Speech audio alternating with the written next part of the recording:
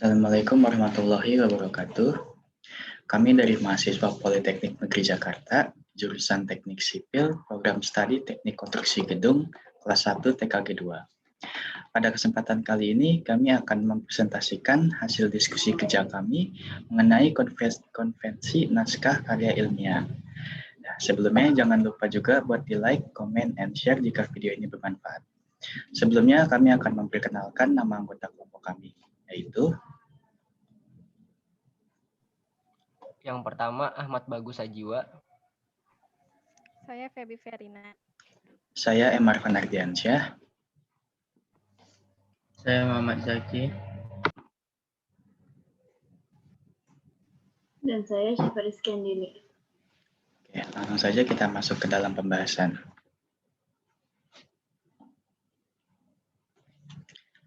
Oke, yang pertama definisi.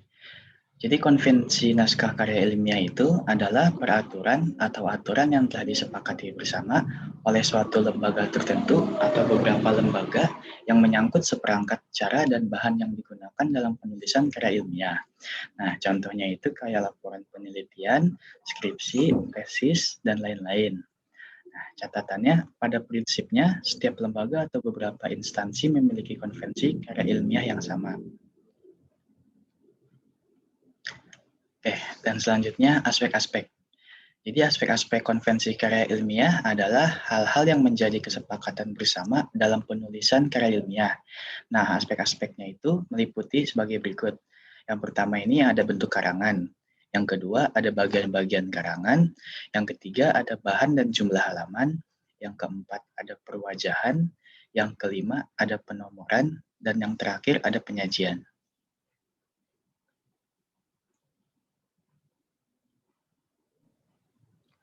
Bentuk-bentuk karya ilmiah. Bentuk-bentuk karangan ilmiah di sini identik dengan jenis karangan ilmiah, yaitu makalah, laporan praktik kerja, kertas kerja, skripsi, tesis, dan disertasi.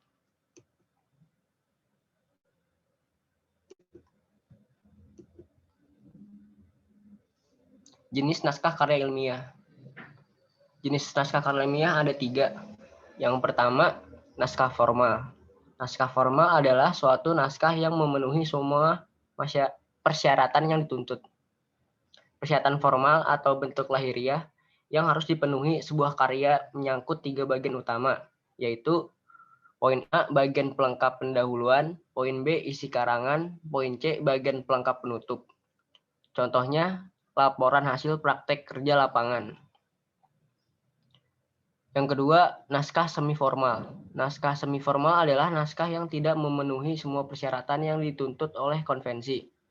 Contoh, naskah semi-formal adalah makalah hasil penelitian. Yang ketiga, naskah non-formal. Naskah non-formal yaitu naskah yang tidak memenuhi semua syarat yang dituntut oleh konvensi. Contoh naskah non-formal adalah naskah kemerdekaan.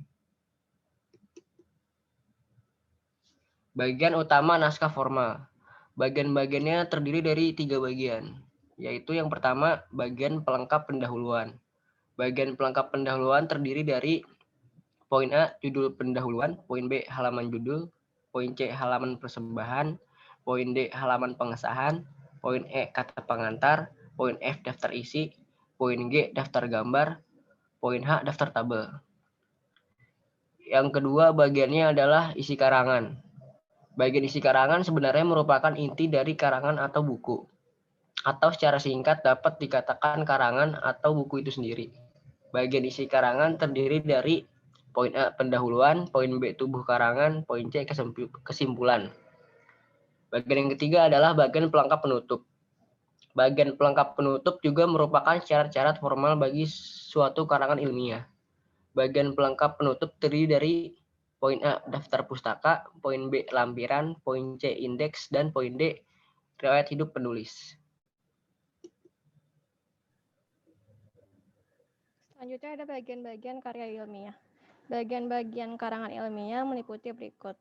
Ada kelengkapan awal, kelengkapan isi, dan kelengkapan akhir. Kelengkapan awal meliputi kulit luar, judul, halaman pengesahan, halaman penerimaan, halaman persembahan, abstrak, kata pengantar, daftar tabel, daftar grafik atau gambar, singkatan dan lambang, dan daftar lampiran. Kelengkapan isi meliputi pendahuluan, kajian teori seputar lokasi objek penelitian, pembahasan, dan penutup. Kelengkapan akhir meliputi daftar pustaka, riwayat hidup penulis, lampiran data, dan penulis.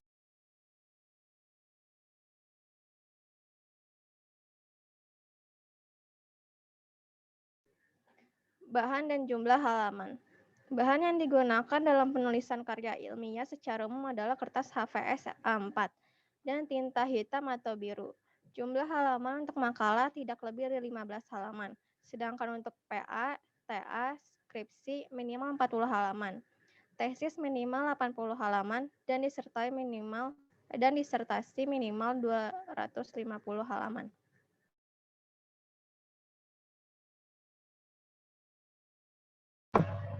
Selanjutnya perwajahan. Perwajahan adalah tata letak unsur karangan ilmiah dan aturan penulisan. Dari perwajahan ini akan dimunculkan tampilan atau forma penulisan karya ilmiah. Perwajahan itu meliputi ukuran kertas, huruf yang dipakai, spasi, margin atau tepi batas. Margin kiri 4 cm, kanan 3 cm, atas 3 cm, dan bawah 4 cm. Namun, di jurusan teknik sipil PNJ terdapat aturan margin kiri 3 cm dan kanan kiri atas bawah 2,75 cm. Huruf yang dipakai adalah Times New Roman, ukuran 12 atau Arial ukuran 11 atau untuk teks. Spasi yang dipakai dalam karya ilmiah adalah 2 spasi, sedangkan abstrak adalah 1 spasi. Catatan, huruf yang dipakai adalah Times New Roman ukuran 12 atau Arial ukuran 11. Spasi yang dipakai dalam karya ilmiah adalah 2 spasi, sedangkan abstrak adalah 1 spasi.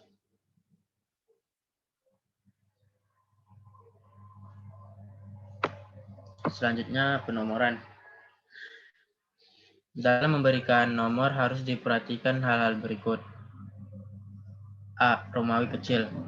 Penomoran dengan memakai Romawi kecil dipakai untuk halaman abstrak, kata pengantar atau kata prakata, daftar isi, daftar tabel, daftar grafik, daftar singkat, dan lambang. B. Romawi besar. Angka Romawi besar digunakan untuk menomori tanjuk bab atau bab pendahuluan, bab teoretis, bab metode dan objek penelitian, bab analisis data, dan bab penutup. Yang C. Penomoran dengan angka Arab. Penomoran dengan angka Arab yaitu dari 0 sampai 9, dimulai bab 1 sampai dengan daftar pustaka. Dan terakhir, letak penomoran setiap penomoran yang bertuliskan dengan huruf kapital. Nomor halaman diletakkan atau berada di tengah-tengah. Sedangkan untuk nomor selanjutnya berada di tepi batas kanan atas. Selanjutnya, sistem penomoran. Sistem penomoran dengan angka Arab mempergunakan sistem digital. Angka terakhir dalam sistem digital tidak diberikan titik seperti contoh berikut. Akan tetapi, bila satu angka diberi tanda titik seperti yang ada di sini. Apabila ada penomoran sistem digital, antara angka Arab dengan huruf harus dicantumkan titik seperti 3.2.2. A. Sistem penomoran pada dasarnya mengikuti kaidah ejaan bahasa Indonesia. Contohnya seperti yang ada di sini.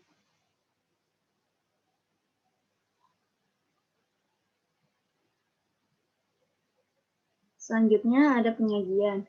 Yang dimaksud dengan penyajian dalam penulisan karya ilmiah adalah cara-cara menerapkan aturan penulisan, pengutipan, penulisan daftar pusaka, dan konvensi. Dengan kata lain, penyajian meliputi seperangkat bentuk penyajian karya ilmiah secara utuh, mulai dari jilid sampai dengan lampiran.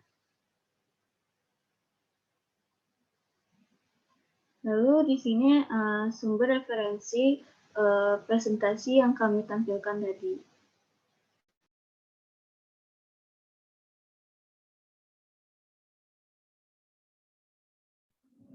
Oke, demikian yang dapat kelompok kami sampaikan pada pertemuan kali ini. Kurang lebihnya mohon dimaafkan. Sekali lagi jangan lupa di like, komen, dan share jika video ini bermanfaat. Kurang lebihnya mohon dimaafkan. Wabillahi taufiq wal hidayah. Wassalamualaikum warahmatullahi wabarakatuh. Bye-bye.